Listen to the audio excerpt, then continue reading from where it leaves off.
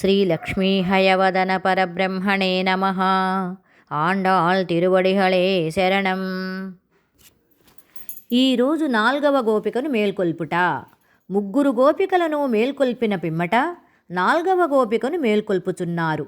మొదటి 2 పాశురములందు శ్రవణము, తర్వాత పాశురమున మననమును, ఈ పాశురము నుండి 4 పాశురములలో ధ్యానమును వివరింపబడినది. ధ్యానములో నిమగ్నమైన గోపికను నేడు మేల్కొల్పుట. ఈమె గొప్ప శ్రీమంతురాలైన గోపిక. ఈ లోపల పడుకుని ఉన్న గోపబాలిక లేపుచున్న ఆ అమ్మాయికి అత్తకూతురే.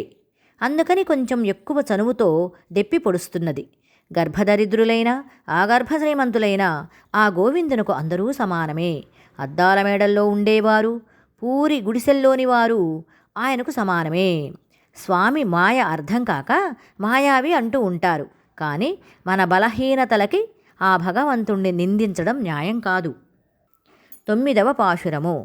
తూమణి మాడత్తు శుత్తుం విళక్కెరియా, తూమణి మాడత్తు శుత్తుం విళక్కెరియా, தூபம் கமழ துயிலணை மேல் கண்வளரும், மாமான் மகளே மணிக்கதவம் தாழ் திறவாய், மாமீர் அவளை எழுப்பீரோ உன்மகள்தான் ஊமையோ அன்றிச் செவிடோ அனந்தலோ, ஏமப்பெருந்தியில் மந்திரப்பட்டாளோ மாமாயன் மாதவன் வைகுந்தனன் என்றென்று நாமம் பலவும் நவின்று ఏలోరెంబావాయ్.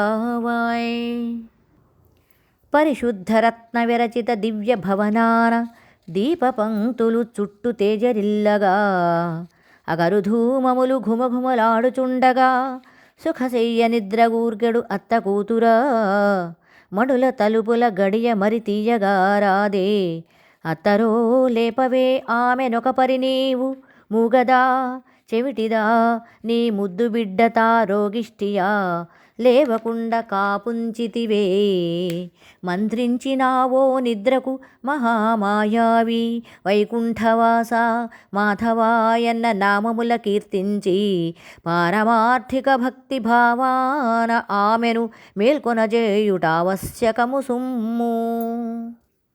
పరిశుద్ధమైన నవరత్న నిర్మితమైన దివ్యభవనములో చుట్టూను దీపపంక్తులు ప్రకాశించుచూ ఉండగా, అగరుధూపములు ఘుమఘుమలాడుచూ ఉండగా, సుఖశయ్యపై పవళించిన ఓ అత్తకూతురా, మణులతో కూడిన తలుపుల గడియ తీయుము.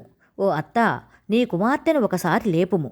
నీ ముద్దుల కూతురు మోగదా, చెవిటిదా, లేక రోగిష్టిదా? ఆమెను లేపకుండా ఎవరైనా కాపలా కాస్తున్నారా, లేక మొద్దు నిద్రపోవుచున్నదా? ఏమి మహామాయావి, వైకుంఠవాసుడు, మాధవుడు అని భగవంతుణ్ణి కీర్తించుచూ మేము వచ్చినాము. అత్త, నీ కూతుర్ని లేపి మాతో స్నానమాడుటకు పంపించుము. ఈ పాశురంలో నిద్ర మేల్కొల్పబడు గోపిక గొప్ప భగవత్ సంబంధ జ్ఞానం కలిగిన పిల్ల. సంబంధ జ్ఞానం అనగా జీవుడికి అనగా మనకు పరమాత్మకు గల సంబంధములు బాగా తెలిసిన గోపిక. జీవుడికి పరమాత్మకు ప్రసిద్ధమైన 9 రకాల సంబంధాలు ఉన్నాయి. ఈ సంబంధ జ్ఞానమును మహనీయులైనటువంటి వారు మాత్రమే అవగాహన చేసుకోగలుగుతారు.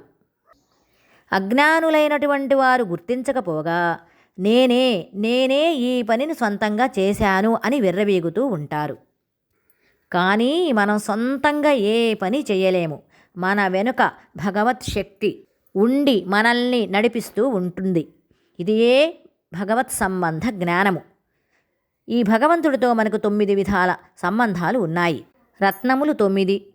అలాగే ఈరోజు గోపిక నవరత్నములతో పొదగబడిన భవనములో నిద్రించుచూ ఉన్నది. అంతేకాదు, భగవంతునికి మనకు కూడా సంబంధాలు 9 విధాలు. పితాచ రక్షకః శేషీ భర్తాగ్నేయో రమాపతి, స్వామ్యాధారో మమాత్మాచ భోక్తాచాద్యమనూదితః. అంటే 1 పితృపుత్ర భావము, 2 రక్షరక్షక భావము, 3 శేషశేషి భావము, 4 భర్తృభార్యాభావము, 5 జ్ఞాతృజ్ఞేయ భావము, 6 స్వస్వామీ భావము, 7 ఆధార ఆధేయ భావము, 8 శరీరాత్మ భావము, 9 భోక్తృభోగ్య భావము. అయితే మనం పైన చెప్పుకున్నట్లుగా పరమాత్మను ఒక్కొక్కరు ఒక్కొక్క విధంగా భావిస్తూ ఆరాధిస్తూ ఉంటారు. కొందరు తండ్రి వలె, కొందరు మిత్రునిగా, శ్రేయోభిలాషిగా భావించి ఆరాధిస్తారు. కొందరైతే స్వామి నావాడు, నా సొంతం, నాకే సొంతం అంటూ విపరీతమైన భక్తితో ఆరాధిస్తూ సేవిస్తూ ఉంటారు. అలాగే మన గోదాదేవి శ్రీరంగనాథుని తన భర్తగా భావించి సేవించి ఆరాధించి తరించింది. అదేవిధంగా ఈ లోపల పడుకున్న గోపబాలిక కూడా భగవత్ సంబంధ జ్ఞానము కలిగిన బాలిక కాబట్టి హాయిగా పడుకున్నది. వాతావరణం ప్రశాంతంగా ఉన్నది. ఎలాంటి ఆటంకమూ లేదు. భగవన్నామస్మరణ చేసుకుంటూ భగవంతుణ్ణి ధ్యానిస్తూ శ్రీకృష్ణ పరమాత్ముని కళ్యాణ గుణములనే పదే పదే తలుచుకుంటూ ఆ భగవంతునికి సన్నిహితంగా ఉన్నట్లు భావిస్తూ హాయిగా ఆనంద డోలికలో తేలియాడుతూ ఉన్నది.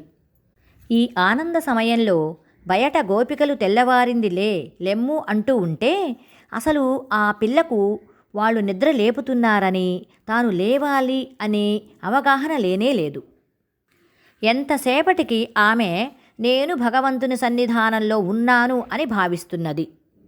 అందువలన వాళ్ళు పిలుస్తున్నా ఆమెకు వినిపించుటలేదు, లేచి రావటం లేదు. ఇంకా పైగా పరమాత్మను తలుచుకుంటూ మురిసిపోతూ ఏమనుకుంటున్నది అంటే, సూర్యభగవానుడు వస్తే చూసి నమస్కారం చేస్తాం కానీ మనం సూర్యభగవానుడి దగ్గరికి వెళ్ళగలుగుతామా? అలాగే కావాలంటే స్వామే నా దగ్గరకు వస్తాడు, అసలు నేనెందుకు వెళ్ళాలి అని ఆ స్వామి మీద ఉన్న విపరీతమైన భక్తితో భగవంతుని తలుచుకుంటూ తాదాత్మ్యం చెందుతూ పడుకున్నదే కానీ అది గర్వమో పొగరో కాదు. అది మితిమీరిన భక్తి అని మనం గ్రహించాలి. అలాగే మనం కూడా మన సమస్యలన్నీ పక్కన పెట్టి భగవంతుని చేరువవడానికి ప్రయత్నం చేస్తే ఆ ఆనందమే వేరు. అది అనుభవైక వేద్యము. మనకు మనమే ప్రయత్నపూర్వకంగా స్వామికి దగ్గరవ్వాలి. మనం మన తల్లిదండ్రులతోనూ, అన్నదమ్ములతోనూ, బిడ్డలతోనూ, భర్తతోనూ మాట్లాడుతూ ఉన్నట్లుగా స్వామితో మాట్లాడుతూ ఉంటే నెమ్మదిగా స్వామికి చేరువయ్యి ఆత్మానందాన్ని పొందితే అదే మోక్షమార్గం. నా అంతటివాడు లేడని విర్రవీగితే ఏదీ సాధించలేము. కాబట్టి మనందరము సాత్విక భావన కలిగి భగవంతుని శరణు కోరి స్వామి సాన్నిధ్యాన్ని చేరుకోవాలని చక్కటి సందేశాన్ని ఆండాళ్ తల్లి ఈ పాశురం ద్వారా మనకు అందిస్తున్నారు. జై శ్రీమన్నారాయణ.